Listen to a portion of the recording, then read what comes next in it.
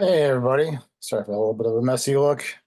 Welcome back. I'm actually recording this over the weekend just for another snowstorm. That's canceled three of my in-person classes.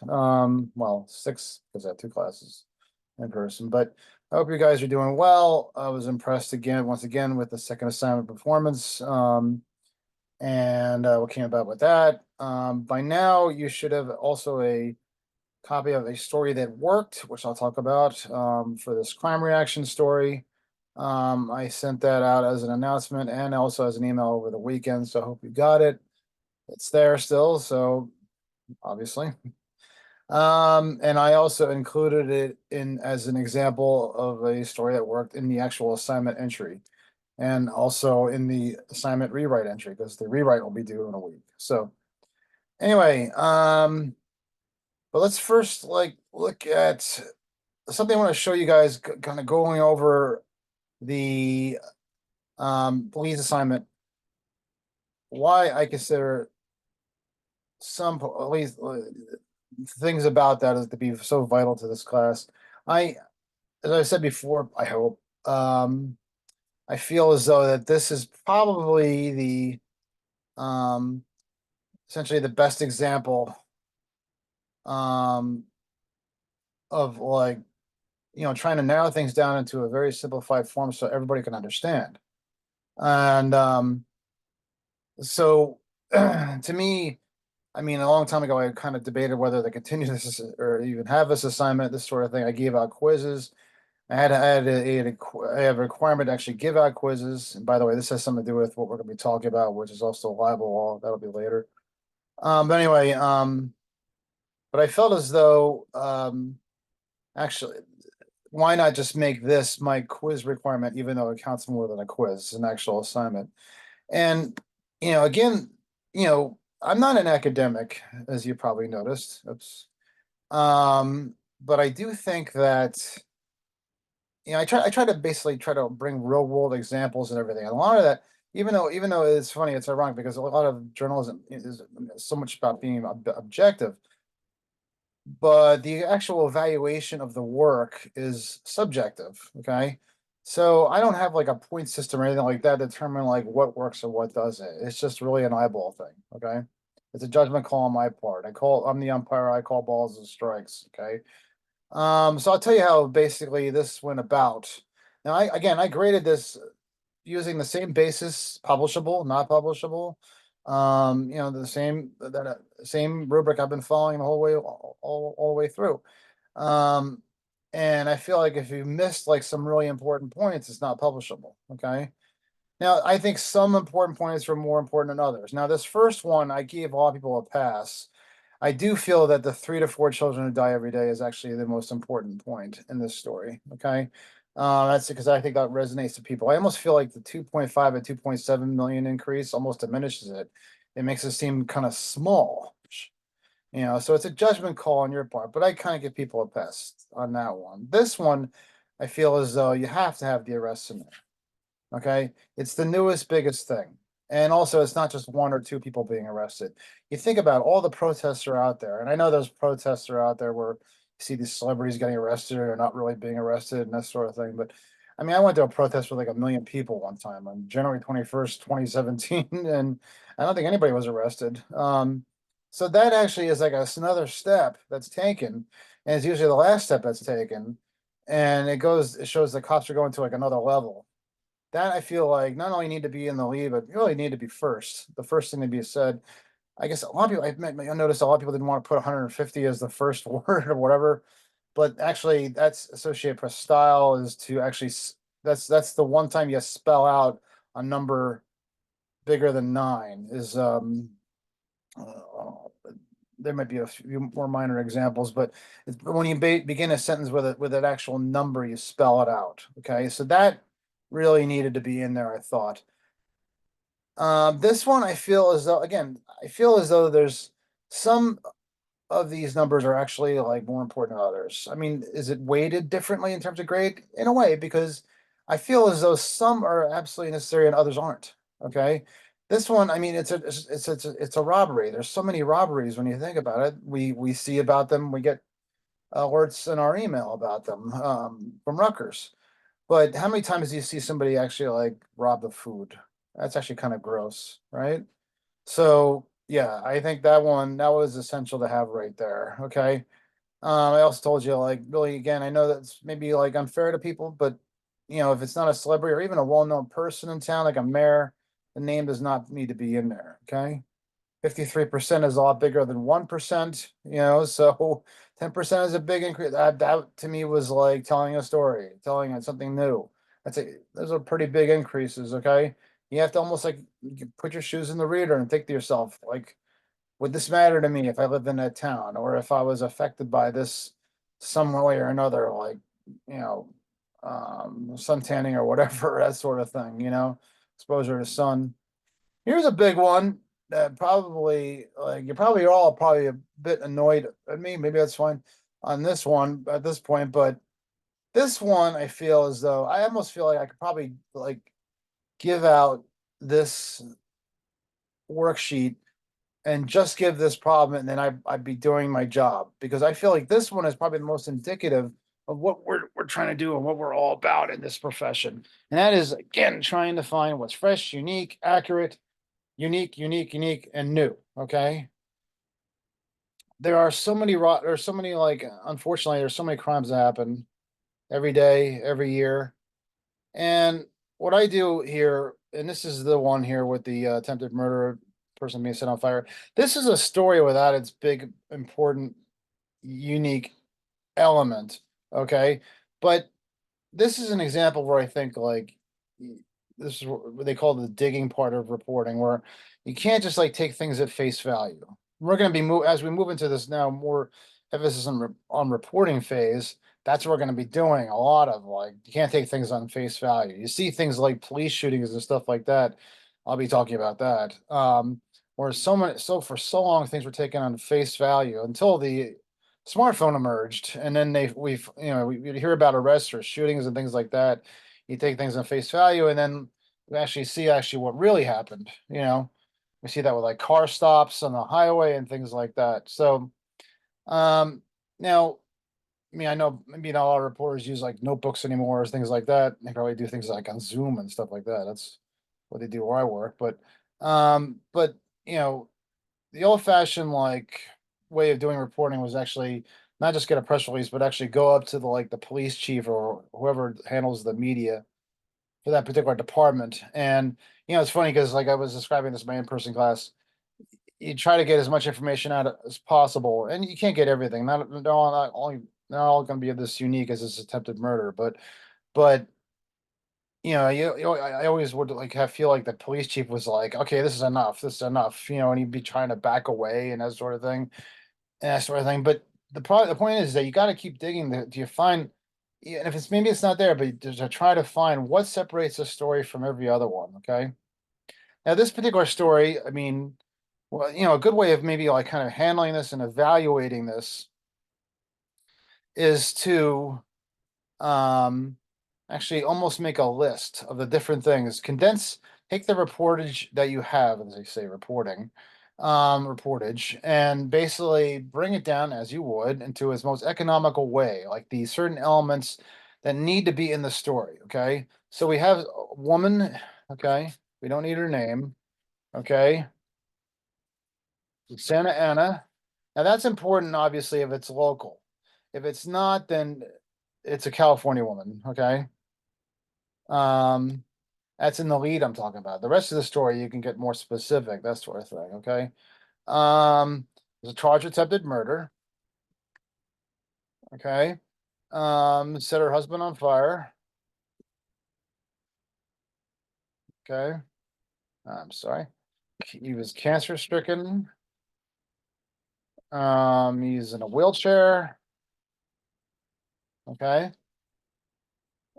Again, taking that the information, you boil it down. This is how you can almost develop like your own kind of outline, try to figure out how to focus the story. Okay. Take it from there. Okay. And then also, I mean, I saw some people mention jail. Okay. Well, and then of course the Easter Bunny. Okay. Eating of the Easter Bunny. All right. So what you do is you kind of go through this process, and you really got to, again, think of your audience. Okay. What, first of all, what's like real, absolutely essential? Forget what's unique and that sort of thing. What's absolutely essential to be put in this lead that you can't remove, otherwise there's no story. Well, I would say the attempted murder, actual attempted murder. Okay. So you need that definitely in there. Okay. So you have to like kind of think through that process. Okay. It's not a story without mentioning that. Okay. Obviously, because that's the actual action that took place. The biggest, I should say, it's the last biggest, newest action that took place. Okay. I mean, this fire happened and that sort of thing. And I mean, obviously that was horrible, but the most recent thing was this person was charged. Okay. All right. All right, then you got like, then you can maybe go through the process. Okay, what needs to be really added to that lead and kind of really telegraph to the reader like what we really should be focusing on. Okay, so you have a situation. Now this is crazy right here by itself. She set her husband on fire. Okay, but you know what? It's not as unusual as you may think. Okay, I mean it's a judgment call you have to make every time. Maybe this happens like maybe 10 to 100 times a year, maybe this sort of thing. You hear about crimes involving the elderly. A lot of times people take matters into their own hands, unfortunately. Um, you know, we hear about the elderly being sick. Again, maybe this is in the thousands, this particular element that's part of the crime. Okay. I'm talking about maybe yearly or something. Wheelchair, same thing. Okay. The jail, I mean, that's pretty much the end result of all of these things. Okay. So you go through these different elements and you say like, okay, what's like maybe the most like uncommon experience here?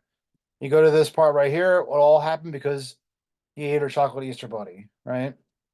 So then you have to say to yourself, well, you can even Google it. How many times does that actually happen? Once. Once. Okay. That needed to be in there. Think about how wackadoo that is, okay? That is just beyond the pale. I mean, all crimes are terrible, the whole thing, but happened because of a chocolate Easter bunny. Some of you put chocolate bar. And I'm thinking to myself, why would you just say chocolate bar? It's an Easter bunny. There was a comedian who used to talk about this, right?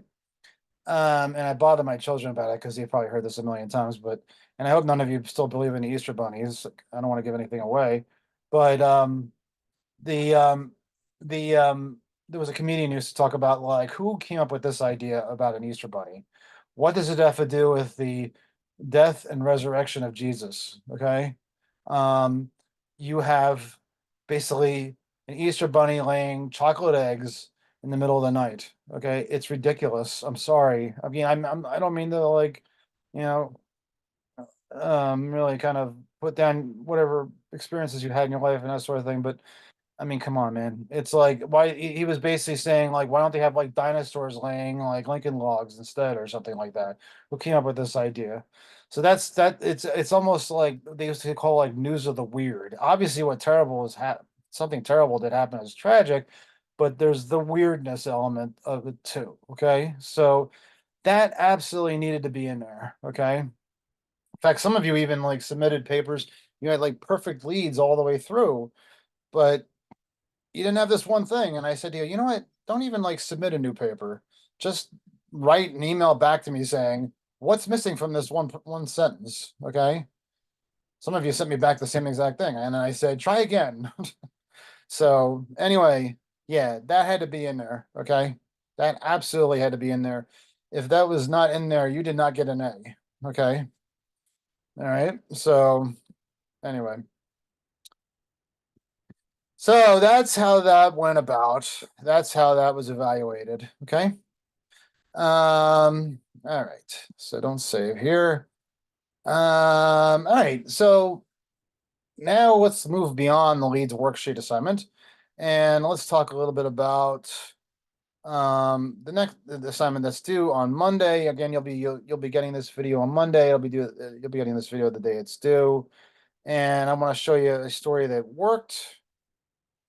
Sorry, that's not the one. Just give me a second here.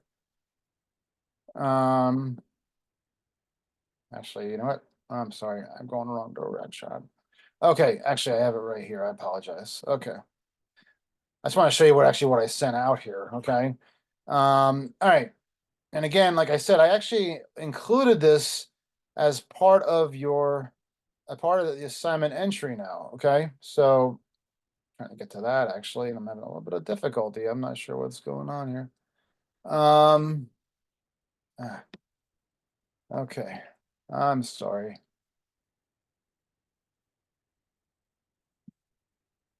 No, no, no. I didn't want to do that. Okay. Okay. Okay. Back to where we were. Okay. There we go. Okay. And that to get down. Okay.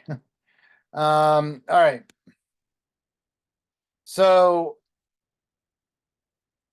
here we have the actual assignment entry. Okay.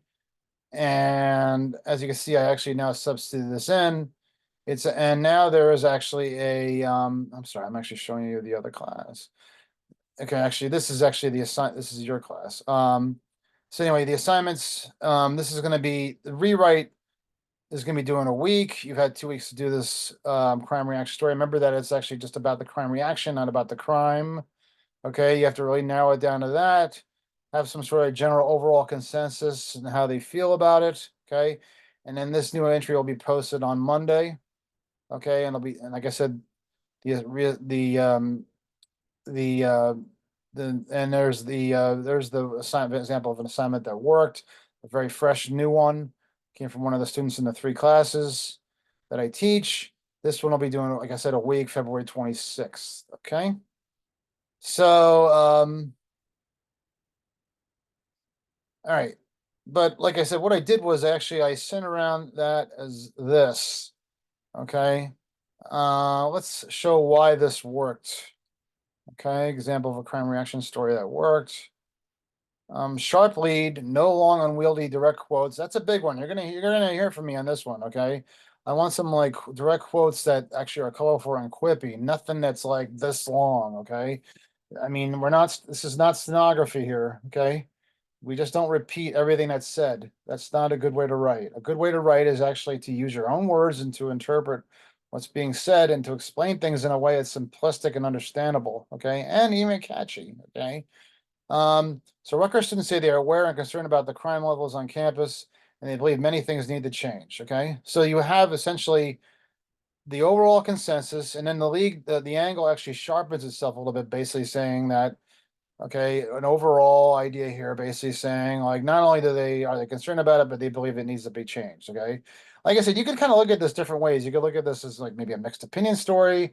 You could look at this maybe looking at this the student who just the students who feel that things are problematic. I mean, you're not doing a poll. You're doing a snapshot about how different groups of students feel at this college. Okay. And then it comes down to the transition. Some students at Rutgers University, so we break it down into smaller parts. They experience crime firsthand on campus after being involved in unsafe situations. Okay, so and like I said, you don't have to necessarily. A lot of people are going to interview. You're probably not going to be even involved. And don't forget, also, by the way, we also have a discussion point on this. Don't forget about that. I had that open for another week, so and I didn't see like a tremendous amount of participation in that right away. Let's actually check on to see how that's going right now. Well, now we got 11. That's good. Yeah, that's good. And I demonstrated to you guys last week, how to turn that into a news story.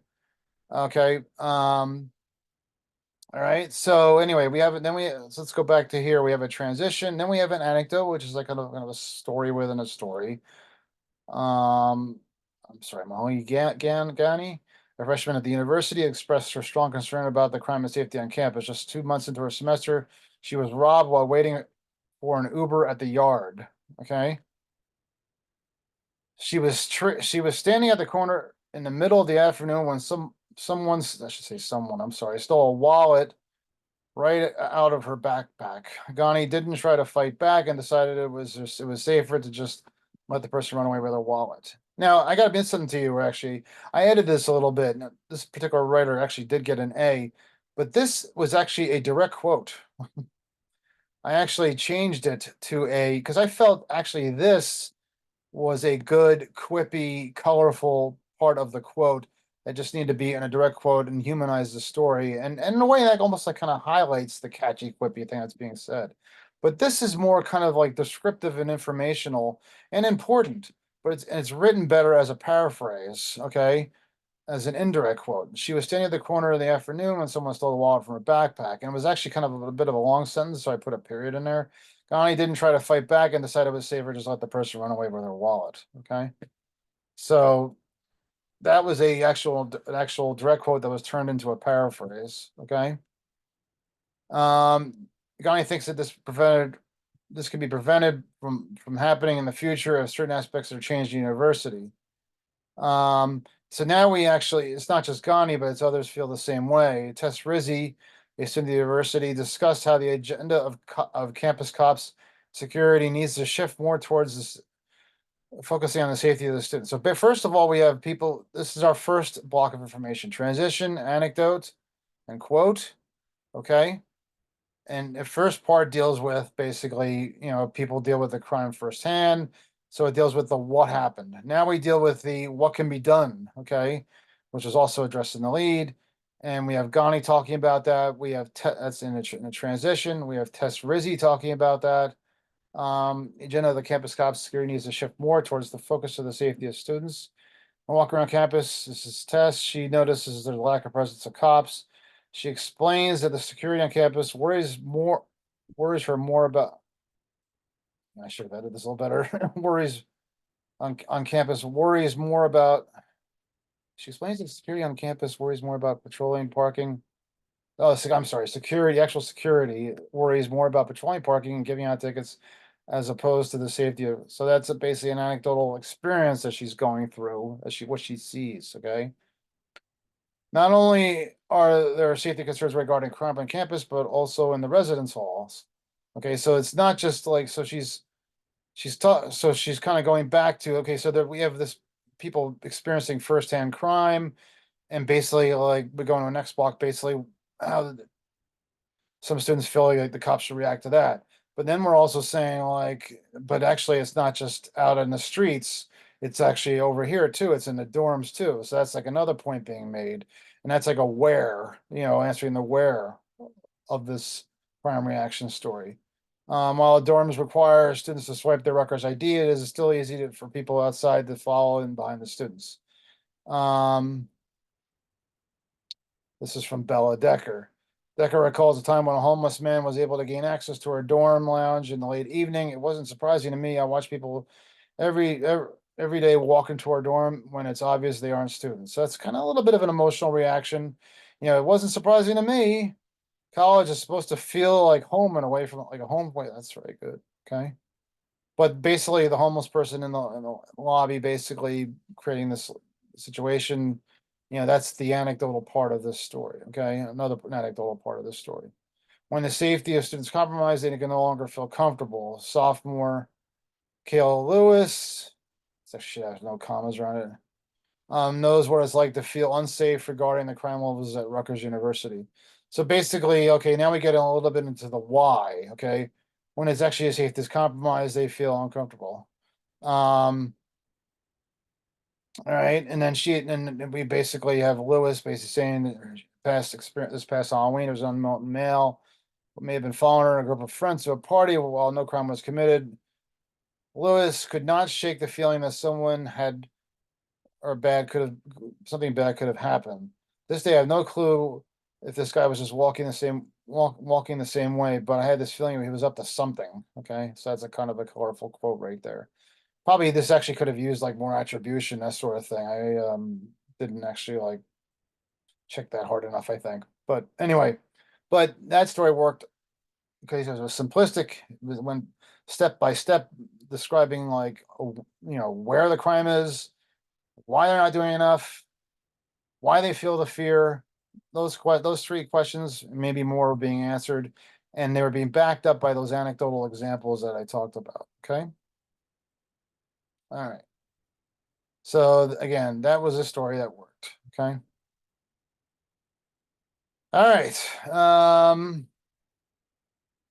So like I said, the rewrite will be posted on Monday when this video is posted, the rewrite. Remember to actually post in the actual rewrite entry, okay? And then we'll essentially we'll be like, when that's done, we'll be halfway done with the semester if we complete that. And then now next week, you should know, I'm not going to be doing a typical video. I'm actually going to be showing a video that I show often. It's I guess speaker video, but I use it. It's going to feel a little dated, okay? Because it's actually been a couple years since I've recorded it. Okay, so but the actual essence of what's being said and talked about in the video and everything are actually going to be new and fresh and that sort of thing. And this is where we're going to get it really into the reporting end of things.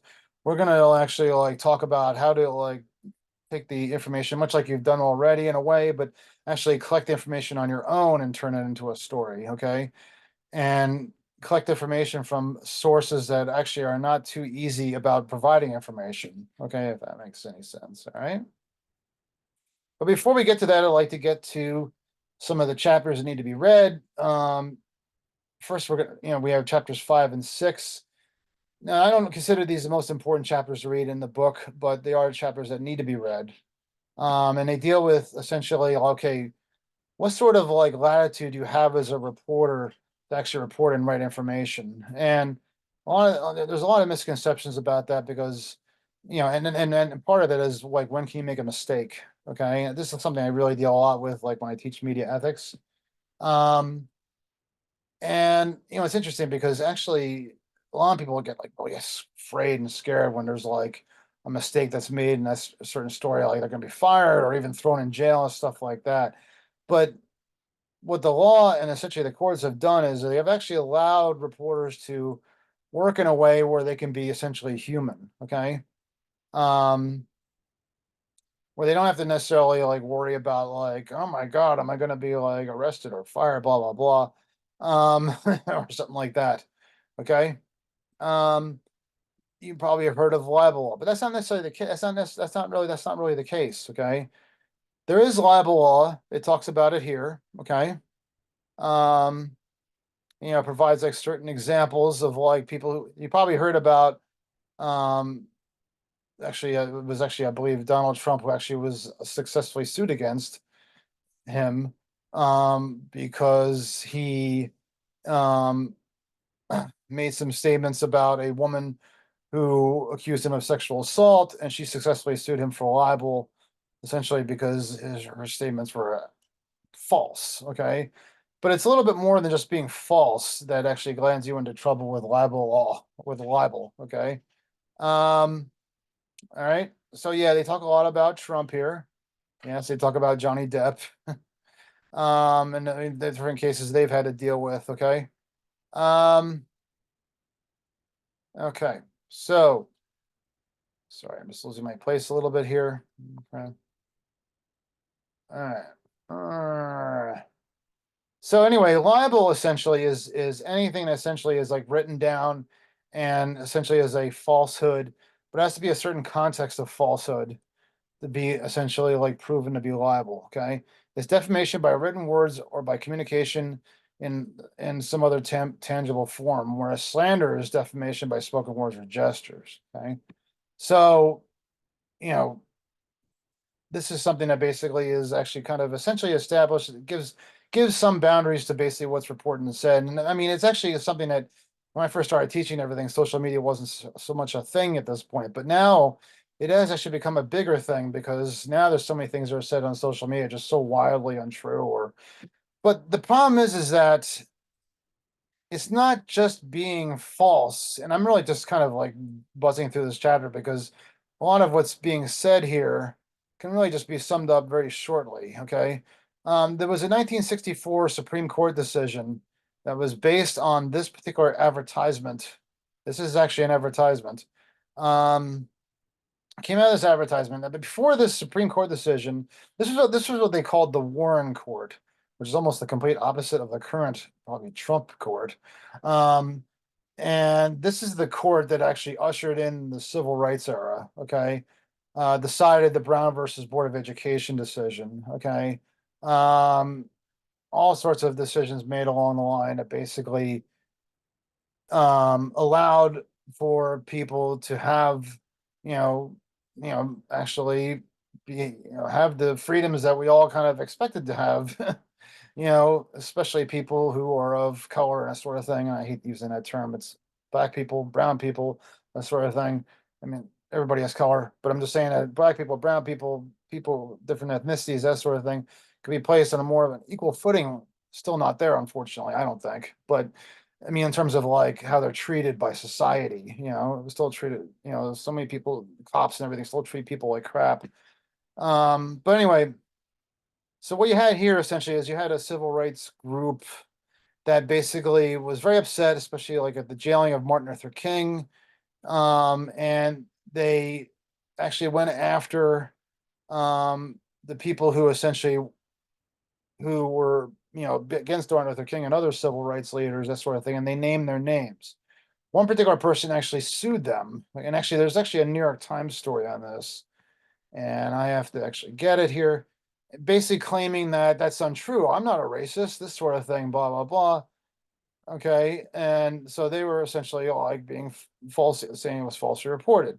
Says it concerned a full page advertisement of 1960 seeking money for the legal defense of Martin Luther King. Okay. The ad charged that historically black Alabama State University in Montgomery had been ringed by truckloads of police with shotguns.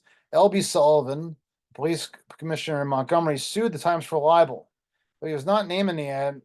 Mr. Sullivan said the police conduct would be imputed to him. So it wasn't actually even naming it, right?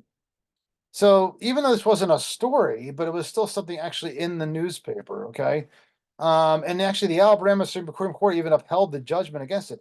Up until this time, you basically could be even arrested for things that you printed, that sort of thing. And actually, I'm starting to see like some reversal in that direction, that sort of thing.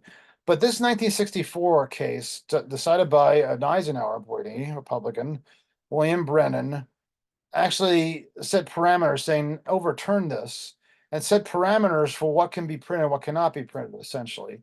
And when you have when you actually do libel somebody, the U.S. Supreme Court said you have to prove two things, okay? Actual malice, that you actually are printing something with the intent to harm, okay? And the other thing is a reckless disregard for the truth, that you just didn't try enough to actually prove that it's true, okay? Now, you might say to yourself, well, like, okay, well, God, that doesn't seem really fair. I mean, like, you could actually print stuff that actually is wrong and not get away with it, that sort of thing. Because maybe you didn't actually intend to harm somebody, or maybe you know, you were just maybe a little bit reckless, not necessarily like completely reckless. Well, the thing is, though, the whole idea behind this decision is that this allowed reporters to be human, okay, and allowed them to actually make like certain mistakes that they otherwise, couldn't make before, because reporters make mistakes, and allowed them to actually go out and get information that they otherwise couldn't get, and sometimes when you're going through that process, you're wrong, okay? But sometimes they say like actually like if you don't make a mistake, you're not trying, okay? So it gave reporters more flexibility to be and more courage to stick their neck out and get what they needed to get. They just have to not be reckless and not have the intent to harm. Okay. All right.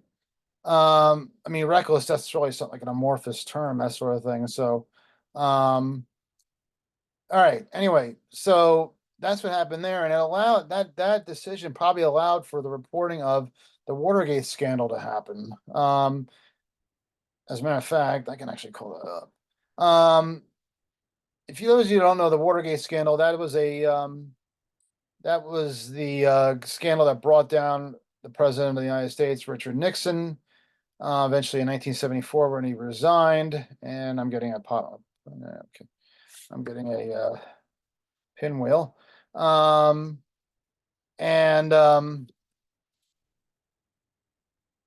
what happened was that basically you had reporters essentially like out there getting information, but they were getting it in ways that were like, in ways that weren't really done before. I mean, they were actually going out interviewing anonymous sources, beyond anonymous sources, people really inside the White House that otherwise couldn't speak or couldn't talk or that sort of thing.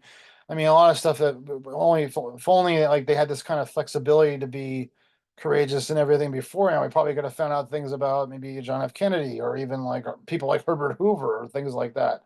So, and this is actually the movie which I would recommend anybody to actually. This is a movie about these two Washington Post reporters who actually found out all the stuff that was done illegally, essentially, that brought down Richard Nixon and the cover up of this actual burglary of the Democratic headquarters, okay, which the Nixon people did because they were trying to find out information about Teddy Kennedy, then U.S. Senator, brother of John F. Kennedy, president, whether he was going to run for the 1972 election. So that basically you had essentially I was actually going to show you the part where they make a mistake. um, I'm getting a blank screen. All right.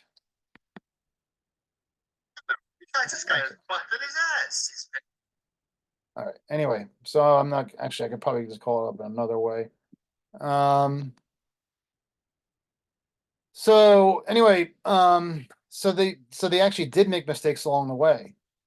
And but they were kept on because they were doing such a good job, and they ultimately ended up being 99% right about everything. So, and I mean, in some ways, actually, that can be a little bit harmful. You could argue that maybe, like, in some ways, the Times v. Sullivan case actually did actually that maybe went a little bit too far, because maybe reporters still should be held up to some sort of higher standard. Maybe not just reckless disregard for the truth, but it should be a violation, but maybe just along the lines of, like, didn't do their due diligence, to show the truth. Maybe that would be a better way of doing it, because there's a lot of time because there's a lot of times people like get information, but they don't get enough information to show um the truth, and that's a mistake. It's not necessarily reckless disregard. That sounds like that basically implies like ultimate laziness, that sort of thing. But let's see here, all the president's men making a mistake. Just want to see if they actually show the.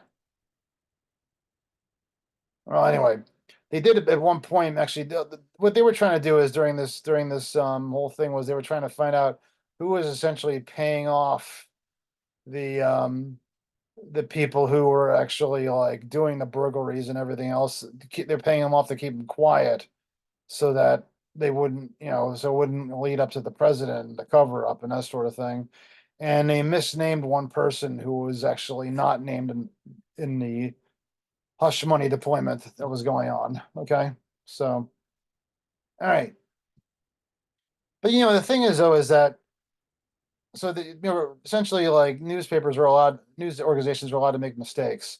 But I mean, the question is like, how far can they go and that sort of thing. So that's what the Supreme Court did, is they set those sort of parameters to do that. Okay. And what in this particular regard, they were saying that this person was named, but it wasn't showing necessarily a reckless disregard, because this person had this reputation, everything before, for doing bad things, racist things, that sort of thing. So there was like a general assumption that what they had was a reasonable assumption that this person, which isn't still necessarily right, is a reasonable assumption that this person was, needed to be targeted and addressed and be identified as a racist. Okay. And there was certain evidence along the lines that showed that. So there was a reasonable assumption, as opposed to reckless disregard of the truth. Okay. Reasonable assumption that it was true. And also, they weren't necessarily trying to harm him. They were trying to basically just trying to expose the truth. They didn't have anything personal or disregard for LB Sullivan or anything like that. Okay. Um, Now, but what really matters though is actually when you're actually doing, again, I could just sum up chapters 5 and 6 by saying this. It's not necessarily like getting things right in a story. It isn't necessarily like the libel isn't the biggest worry or anything like that. The biggest worry, okay, is losing my track a little bit here and there, is credibility. Okay. I mean, when people make mistakes, whether it's a news story or a news person on television or on the internet, whatever, you know, and they ever have a habit of making mistakes and things like that, they develop a reputation. People will start to see their name and they'll start to say like, "Oh, I don't believe that guy," or those person or whatever. They'll see them on TV and they'll be like, "Oh, that guy again." I mean, probably one of the best examples of that is like Geraldo Rivera. When he did a famous. I do this a lot. I was like, "Oh, let me show that on YouTube." When he actually did a great job in bringing mental illness to the forefront in the early 70s. He was like really the first person to show how psychiatric hospitals were terribly taken care of and that sort of thing. And that's what made his name and everything. But then it's almost like he kind of lived a little bit too much off the reputation. It felt like that everything he was reporting had to be some big reveal. So he's always like trying way too hard. Okay. So back in like the late 80s, he had let's see here.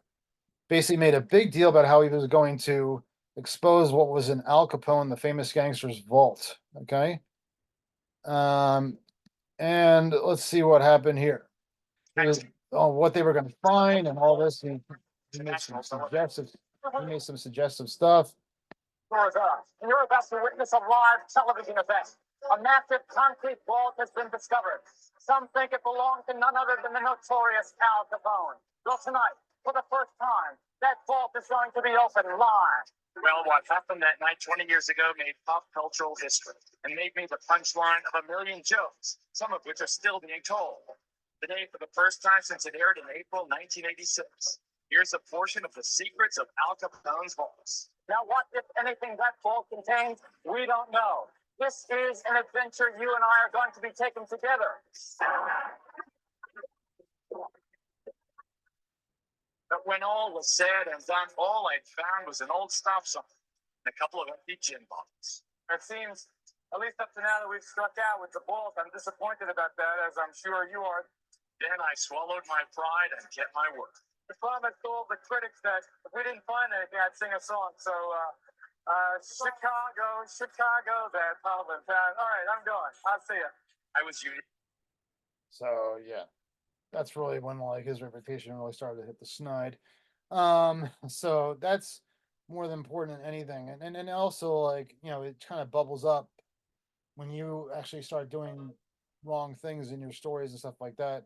Then it's not just you that actually develops a bad reputation, but your managers and things like that. There's probably no better example of that than what happened with this particular reporter by the name of Jason Blair. Now, I always make this comparison because there are people who actually were in the business of printing things that are wrong or maybe just incorrect or not true. And you have like The Onion, which is satire. Okay.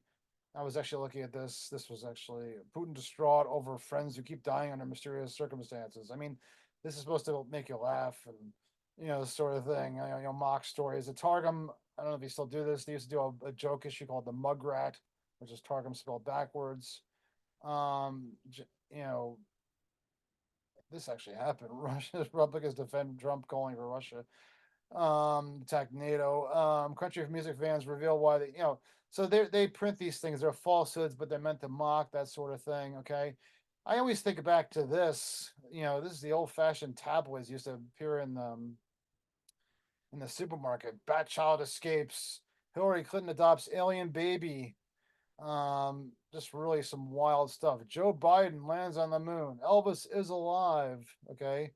And on and on and on. I touched Bigfoot. And why is Valerie Bertinelli right down there? Okay. Funny, interesting thing though is that these places don't get into trouble because it's not necessarily a reckless disregard for the truth that's going on here. It's actually a purposeful truth, not really intended to harm people, but it's also you're supposed to actually connect to your audience. This audience should know that this is full of crap. Okay. So there's a general assumption that the audience knows that they're not being, disregarded. Okay. That they're not being harmed. The same deal with The Onion, that they're actually not only they're not being harmed, they're being intended to laugh. So those certain falsehoods can actually be getting away with. But when you have a publication like the New York Times that actually has a reputation for being truthful, but prints many mistakes like every day, then that's when they run into trouble because their reputation is not supposed to be that way. And then it basically leads to the preponderance of guilt. And that is, you know, the general assumption that what they did was reckless and without regard to their audience, and also could even be harmful to their audience in a way, you know. Maybe it wasn't even intended that way. I mean, but that this still would be hard to prove as liable. This was a reporter by the name of Jason Blair, and he wrote stories 20 years ago about the Iraq War that were either plagiarized or whatever, or totally made up. Some of the stuff he actually like literally wrote from his Brooklyn apartment while he was saying that he was actually in West Virginia or Maryland or something like that. Okay. Um, this was about the Iraq War. Every day, Linda Davies was still clutching a note from PFC Lynch. Her former kindergarten student spent 6 weeks ago from the desert of Kuwait, sent out on a pastel paper in a schoolgirl's handwriting. Blah blah blah. Then we have like quotes in here. This is basically somebody who made an escape from being a hostage and that sort of thing in Iraq during the Iraq War. Um, and then it like goes on to describe things like what is like there in actually Appalachia. And one part of the story, I remember they talked about tobacco fields that were growing on hillsides. And I remember thinking to myself, you know, after all this broke out, not when I first read the story, but you know, tobacco doesn't actually grow on hills. It grows on fields, flatlands, And you would think people who get these like Yale degrees and everything, oh, I'm sorry, I hate this talk like this, and work for the New York Times would know this. So it's not just the reporter's fault, but it's the editor's fault for basically showing a lack of regard for the truth. They didn't do their due diligence. So there's like a whole bunch of people who were involved in this who just allowed this to happen, enabled this to happen. All these mistakes. To the point that actually, like, they had to like go to like each story, which stores still appear. And actually, I think a lot of this story actually was also plagiarized from the San Antonio Mercury News. That's how he got caught, I think, was that a former intern of the New York Times who worked with him happened to find this and saw that it was actually just stolen from her, and then that blew the lid on him, and you can see all these different corrections are here and this sort of thing, whereabouts. Okay, had no record. This hotel is in the vicinity of Palestine, West Virginia. Had no record of him being there, that sort of thing. Okay, they eventually got to the point where they actually had to put out if you look at an old fashioned newspaper, a 2-page correction. Okay, and this is it right here, correcting the record.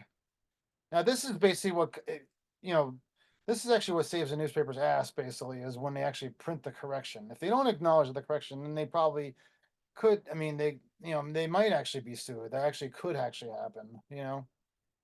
Trump was sued by a person who he allegedly sexually assaulted because he made statements that were believed that he actually intended to harm this person, and at the same time he showed a total disregard for the truth, and a jury awarded him awarded his accuser of a settlement.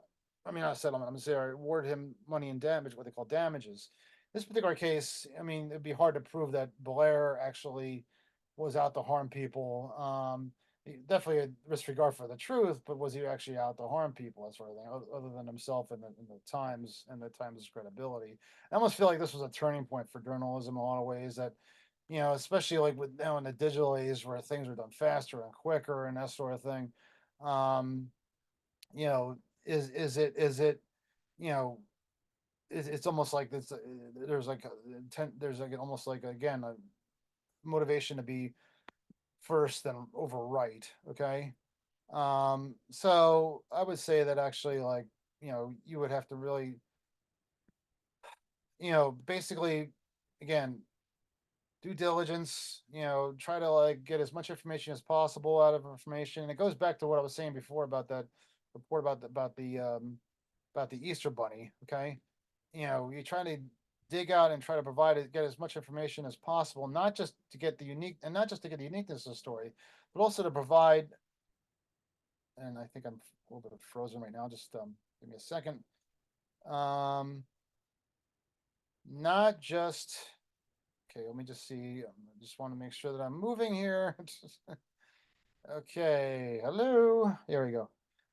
Anyway, I just want to, you want to get as much information as possible. You want to really kind of like drain out as much information as possible, not just to get the uniqueness of it, but to also provide the fullness and the balance that is needed for every story. Otherwise, it's just flimsy and it's not believable. Okay. So, you know, that way you basically like you avoid any kind of potential problems, that sort of thing, with like, what they call the reckless disregard for the truth. Okay. All right. So that's all I have to say about that. And so, okay, so what's next? Again, you have, you know, the Crime Reaction story that's due on Monday. You have the rewrite for that that's due a week from Monday. And then next week, like I said, we'll have a essentially a guest speaker. Like I said, it's a couple years old, but it applies to today. I edited it so that it'll be timeless for the most part. And that will be a new assignment will come out of that. Okay, so all right. So thanks very much, everybody, and let me know if you need anything.